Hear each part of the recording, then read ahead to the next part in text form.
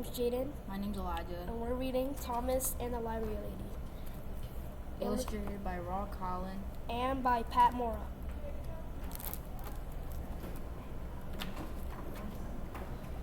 Thomas and the Library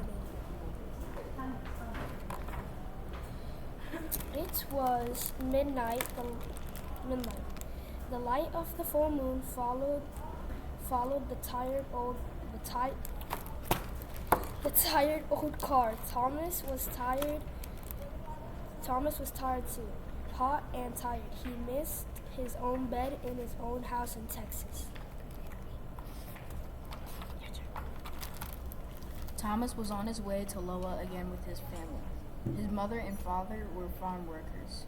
They picked fruit and vegetables for Texas farmers in the winter and for Loa farmers in the summer.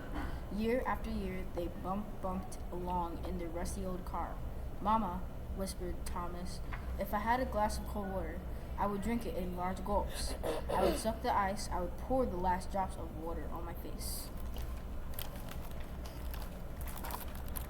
Thomas was glad the car finally stopped.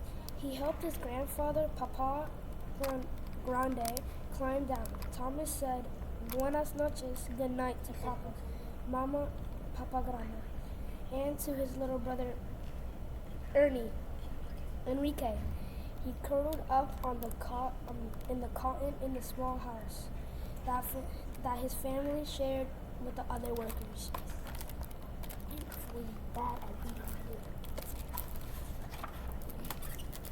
Early the next morning, Mama and Papa went out to pick corn in the green fields. All day they worked in the hot sun.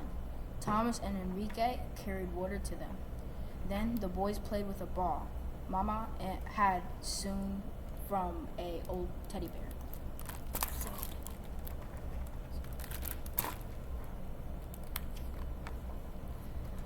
When they got hot, they sat under a tree with Papa Grande. "Tell us the story about the man in the forest," Thomas said. Thomas liked to listen to Papa Grande tell stories in Spanish. Papa Grande was the best storyteller in the family. Una tiempo pasó. Papa Grande began. Once upon a time, a windy night, a man was riding a horse through the forest. The wind was howling, woo, and the leaves were blowing, wish, wish. All of a sudden, something grabbed the man. He couldn't move. He was so scared to look around. All night, he wanted to ride away, but he couldn't. The wind howled, woo, how the leaves blew. His teeth chattered. Finally, the sun came up.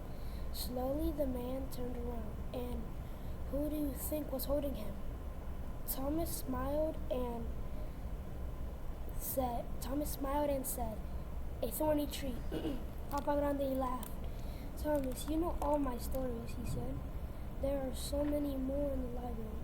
You're so big. You are big enough to go by yourself. Then you can teach us new stories."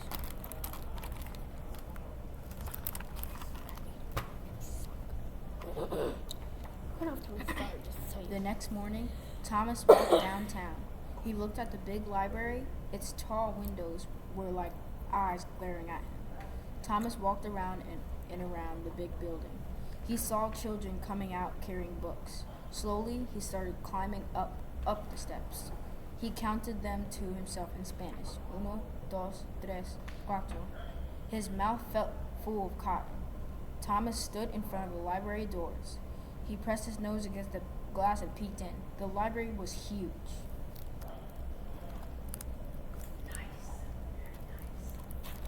Moving slow.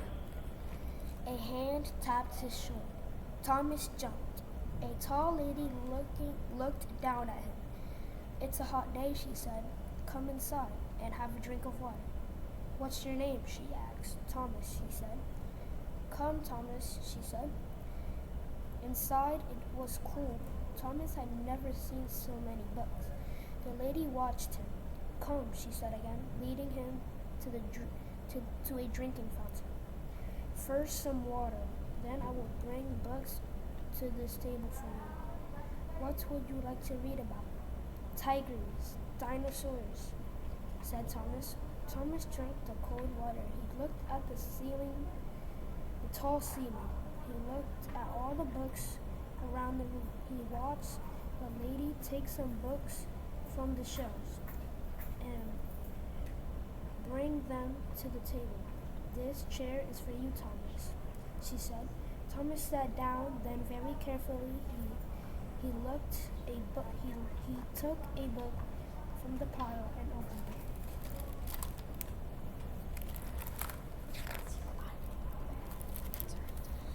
Thomas saw dinosaurs bending their long necks to lap shiny water.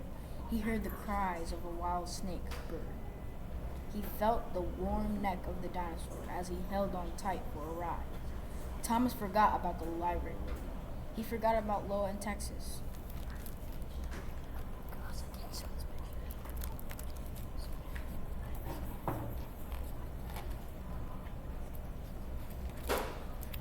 Thomas, said the library lady softly. Thomas looked around the library. The library was empty. The sun was setting. The library lady looked at Thomas for a long time. She said, Thomas, would you like to borrow two library books? I will check them out in my name. Thomas walked out of the library carrying his book. He ran home eager to show the new stories to his family.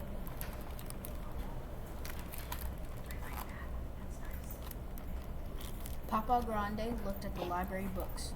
Read to me, he said to Thomas. First, Thomas showed him the pictures. He pointed to the tiger. Que tigre tan grande. Thomas said first in Spanish and then in English. What a big tiger. Read to me in English, said Papa Grande. Thomas read about tiger eyes shining brightly in the jungle at night. He roared like a huge tiger. Papa, Mama, and Enrique laughed. They came and sat near him to hear his story. Some days Thomas went with his parents to the town dump. They looked for pieces of iron to sell. Enrique looked for his toys. Thomas looked for books. He would put the books in the sun to bake away the smell.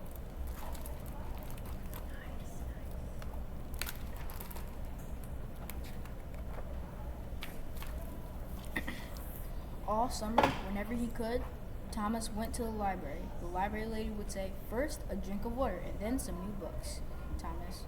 On quiet days, the library lady said, come to my desk and read to me, Thomas. Then she would say, please teach me some new words in Spanish. Thomas would smile. He liked being the teacher. The library lady pointed to a book. Book is libro, said Thomas. Libro, said the library lady. Pajaro, said Thomas, flapping his arms. The library lady laughed. Birds, he said.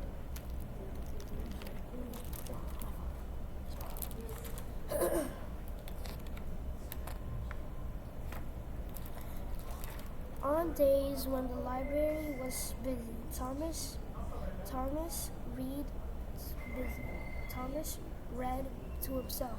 He'd look at the pictures for a long time. He smelled the smoke at an Indian camp. He rode a black horse across a hot, dusty desert. And in evenings, he would read the stories to Mama, Papa Grande, and Enrique.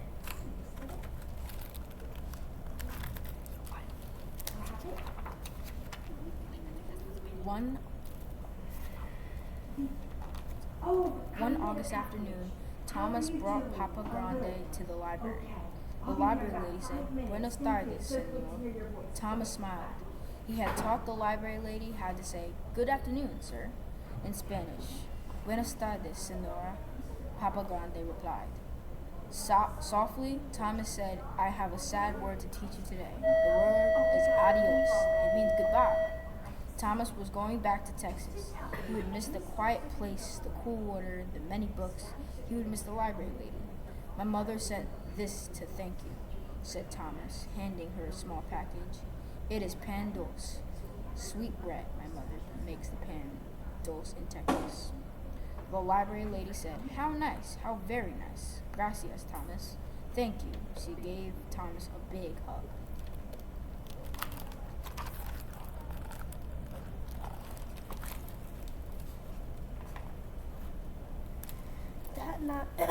That night, bumping along again in the tired old car, Thomas held a shiny book, a present from the library. Papa Grande smiled and said, "More story for the new story tonight." Thomas closed his eyes. He saw the dinosaurs drinking cool water long ago. He heard the cry of the wild snake bird. He felt the warm neck of the dinosaur as he held on tight for a bumpy ride.